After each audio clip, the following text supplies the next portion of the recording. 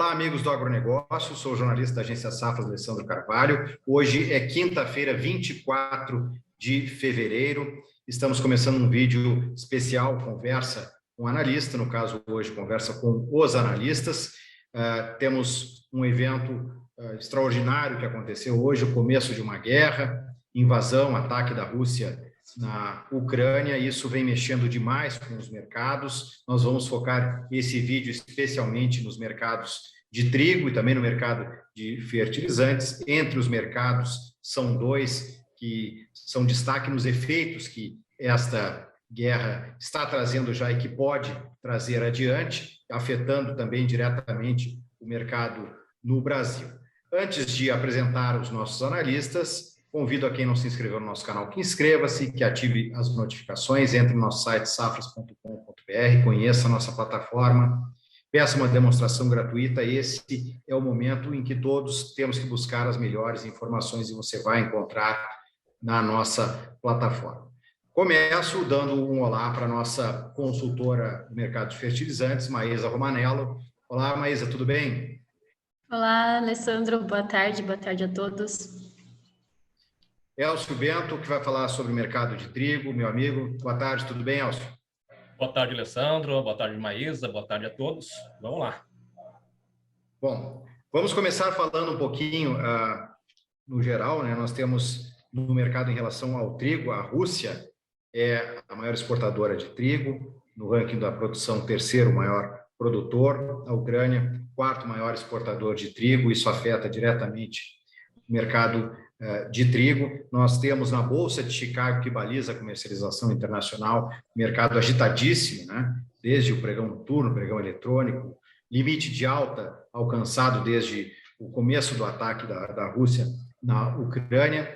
Entre os mercados, outros mercados acompanharam esse movimento inicialmente de alta, subiram bastante, mas outros mercados já vêm apresentando até um movimento agora contrário, inclusive tendo perdas neste momento, como é o caso do mercado da soja, mercado do milho ainda com comportamento misto, neste momento que estamos gravando esse vídeo, no começo da tarde, mas o milho com as primeiras posições ainda em alta na Bolsa de Chicago e as demais posições já com perdas. Temos outros mercados que estão na contramão desse movimento do trigo, como é o caso do café, também como é o caso do algodão. Mas nenhum mercado no mundo, neste momento, está fora de uma implicação indireta ou direta dessa questão geopolítica que afeta a todos no mundo. Elcio, começo perguntando do mercado do trigo, que continua um movimento muito forte de alta, e isso se explica, é claro, principalmente pela posição que Rússia e Ucrânia têm no mercado. O que dá para se dizer nesse momento em relação tanto ao mercado internacional quanto ao nosso mercado interno de trigo?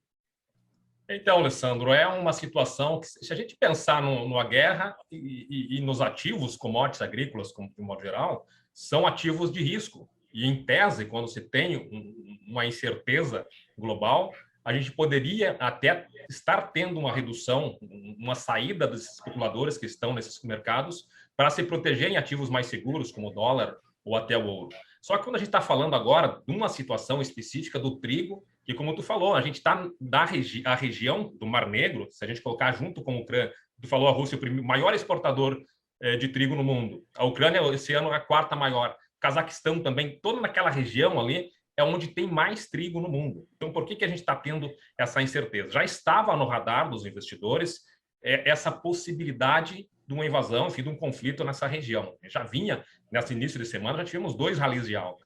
E hoje a gente teve a consolidação dessa invasão russa. Então, é exatamente esse temor de que a consolidação, um prolongamento desse conflito na região possa trazer desabastecimento, porque se dois dos grandes exportadores globais saem do mercado, a demanda vai se deslocar para outros fornecedores.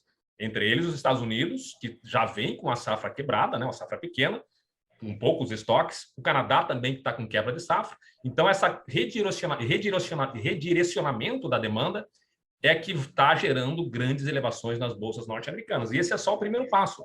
A gente já começa, o mercado já começa a olhar com preocupação a próxima safra. A próxima safra estava vindo muito boa nessas regiões, tanto na Rússia quanto na Ucrânia. E já fica muito incerto se primeiro, se vai ter condições de se manter essas lavouras, né? Se vai ter a manutenção do cultivo dessas lavouras, tudo vai depender muito de como tudo isso vai acontecer, que já geraria preocupação para o próximo ano comercial. É interessante a gente levar em consideração, primeiro, que ainda a gente está muito no início, ainda não tem muita noção de como isso vai acontecer, mas o mercado já está precificando, o mercado sempre precifica o cenário mais complicado, que está levando a uma incerteza em relação ao abastecimento, e por isso que a gente vê hoje movimento aí batendo o limite de alta nas duas bolsas, bolsa de Kansas e bolsa de Chicago, nos Estados Unidos. Beleza, Elcio. Bom, vamos falar agora do mercado de fertilizantes. Maísa, também o mercado de fertilizantes, que os produtores brasileiros já há algum tempo enfrentam aí altos custos, né, fertilizantes, o dólar em patamares muito elevados, né, e outros fatores que implicam também, temos petróleo, enfim, temos uma série de fatores envolvidos. Mas, para o Brasil, a Rússia é o principal fornecedor de fertilizantes, de matéria-prima, né? Como é que, primeiro, vamos contextualizar essa região do mundo, a Rússia como produtora de fertilizantes, como ela se posiciona no mercado? Bom, a Rússia ela é uma grande produtora de fertilizantes nitrogenados, potássicos e fosfatados, então ela produz os 3 principais fertilizantes, tendo uma posição muito importante mundialmente, sendo aí a segunda maior produtora, atrás somente da China, e a principal fornecedora para o Brasil, né? 20% das nossas importações vem da Rússia. Então, qualquer mudança nesse cenário de fornecimento causa impactos diretos aqui na nossa agricultura, né? Podendo levar aí a menor disponibilidade de fertilizantes e consequente aumento dos preços. 2021 já tinha sido, né, um ano muito difícil para os agricultores em relação à aquisição dos fertilizantes, e agora que a gente esperava uma melhor relação de oferta e demanda, uma estabilização, surge, né, esse conflito aí para trazer novas incertezas para esse mercado e novas incertezas principalmente quanto a esse fornecimento dos fertilizantes, que a gente importa 85%. Então, a gente é muito dependente de qualquer situação envolvendo o mercado internacional, principalmente a Rússia, por ser a nossa principal fornecedora. Maísa, o que no curto prazo, a médio prazo, o que a gente pode esperar nesse mercado? Assim? O que já vai aumentar preço geral? O que se espera? O fertilizante ele demora um pouco mais para responder os preços, né? Não é igual as commodities, que hoje a gente já está vendo uma variação muito grande. Ele demora um pouquinho mais para responder, principalmente porque a gente importa, então até esses preços chegarem no mercado brasileiro, tem aí um delay, um certo delay. Mas é esperado que principalmente a questão dos custos de produção dos fertilizantes venham a aumentar, porque além da Rússia ser uma grande produtora dos fertilizantes, ela é uma importante produtora de gás natural e sofrendo sanções dos Estados Unidos, que provavelmente já vem acontecendo, vai acontecer mais efetivamente agora, ela deve responder parando esse fornecimento de gás natural. E isso vai elevar os preços do gás natural, que é a principal matéria-prima para os fertilizantes nitrogenados. Então, além do impacto direto, a gente tem esses impactos indiretos também, com o preço do gás natural, do carvão, que também é bastante minerado na Ucrânia, então pode afetar os preços do carvão, que também é uma matéria-prima importante, e do petróleo, que também é uma matéria-prima muito importante e também influencia nos custos do frete marítimo. Então, esses impactos a gente vai ver agora sendo trazidos para o Brasil, para os preços do Brasil, com um pouquinho mais de atraso, mas consequentemente vão chegar também. A gente vinha de uma queda nos preços da ureia agora em fevereiro, caíram os preços, mas a expectativa de que ia cair mais já finalizou, né? Realmente a gente vai ver esses preços voltarem a subir bastante, justamente por conta dessa incerteza. A incerteza é a principal palavra do momento para os fertilizantes, de novo, né?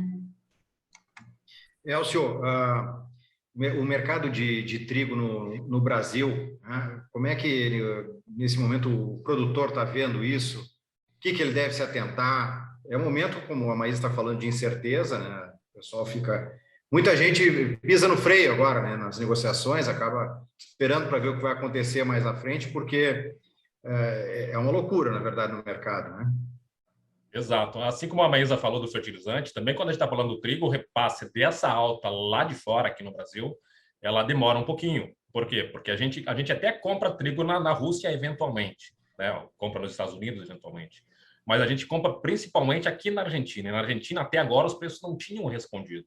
Então, o que a gente vai ver? Primeiro, a gente vai ter que ter uma resposta aqui na Argentina, e depois a resposta vai ser sentida aqui no Brasil quando os moinhos retornarem às compras, que também não tende a ser muito imediato. Porque a gente tinha, o produtor tinha vendido bastante, iniciou o ano, ficou na defensiva, né? No lado dos moinhos também estavam bem abastecidos, começou a colheita da safra da soja e do milho, eles saíram do mercado. Então, o mercado de trigo já estava com o pé no freio, né? Então, agora, com essa incerteza ainda, os agentes estavam freando, agora vão parar de vez. Fica parado, o mercado está vazio. A gente não tem dentro do mercado os produtores agora que já estavam na defensiva, porque acreditavam que poderiam ter momentos mais atrativos no pico da entre-safra. Quando o principal fator de formação de preço, que é lá de fora, os preços lá da Rússia subindo, tende a aumentar a demanda na Argentina, aumento da demanda na Argentina eleva os preços no Brasil e, consequentemente, eleva o custo de importação. Se está mais caro importar, pela paridade de importação, o produtor também pode elevar suas cotações.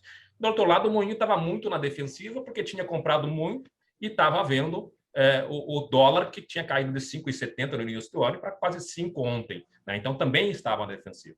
Quando se tem essa incerteza, é verdade que ninguém quer se posicionar, porque o risco de se posicionar e ficar fora do mercado é maior. Então, espera, os moinhos estão comprados, os produtores não têm pressa, a tendência é de um mercado muito lento aqui no Brasil, enquanto percebe como que vai se desenhar esse novo realinhamento das cotações, porque, de repente, o mercado também internacional pode estar exagerando na alta e uma eventual solução rápida desse conflito faria que tivesse também uma realização muito rápida também. Então, por todas essas incertezas que a gente vê, primeiro, tem um delay nesse repasse das cotações aqui no Brasil e, principalmente por o mercado estar abastecido e sem necessidade de negociação, fica mais evidente ainda que o repasse aqui no Brasil ele tende a ser mais lento. Claro, se manter essa tendência de elevação forte no mercado internacional, vai chegar aqui no Brasil, mas o delay também existe, como a Maísa falou, na questão dos...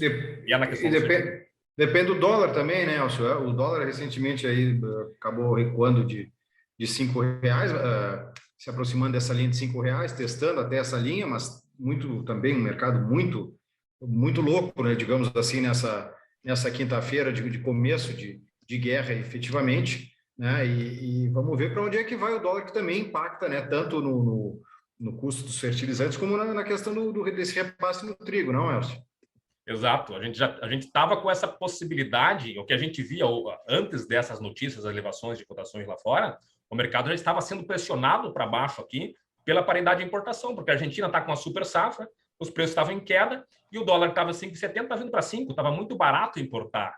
Por linhas de referências, não estavam se trazendo o trigo efetivamente, mas a pressão pela paridade de importação já existia. Agora sim começa a ficar toda a incerteza. Já adiantando, Alessandro, a gente tinha uma perspectiva muito boa para a próxima safra. Os produtores estão muito otimistas em relação ao trigo, e como a safra de milho foi bastante complicada, a safra de verão foi bastante complicada em função da seca aqui no sul, a gente está prenunciando um recorde de produção. Todos os fatores eram para um recorde de produção. Tinha-se o risco do Laninha, que está trazendo seca, e essa seca pode se prolongar, e agora nasce mais uma incerteza, que é exatamente como vai estar o fornecimento de fertilizante. Isso tudo, esses dois fatores, podem frustrar aquela que seria a próxima safra, tudo para ser uma safra muito boa de trigo aqui no Brasil. Bom, mas então aí deixamos a bola picando para a tua resposta agora, a bola quicando pelo seguinte, mas o fertilizante ele é fundamental para a produtividade, né? Insumo fundamental. Tu acreditas que com essa questão aí de problemas que poderemos ter efetivamente em fornecimento, e não só problemas de fornecimento, mas o encarecimento desses produtos, isso pode afetar a produtividade, tu acredita, na produção em geral de grãos no Brasil? Sim, a gente vai ter que observar agora como que vai ser essas sanções dos Estados Unidos, né? Porque mesmo que não seja diretamente para os fertilizantes, como aconteceu com a Bielorrússia, vai ter ali, principalmente nos bancos, né? Então, o Brasil, apesar de ter conversado com a Rússia e ter a garantia de fornecimento, a gente vai encontrar dificuldades para negociar esse fertilizante lá na Rússia. Então, sim, a gente vai ver preços maiores e com certeza isso vai afetar os custos de produção das próximas safras.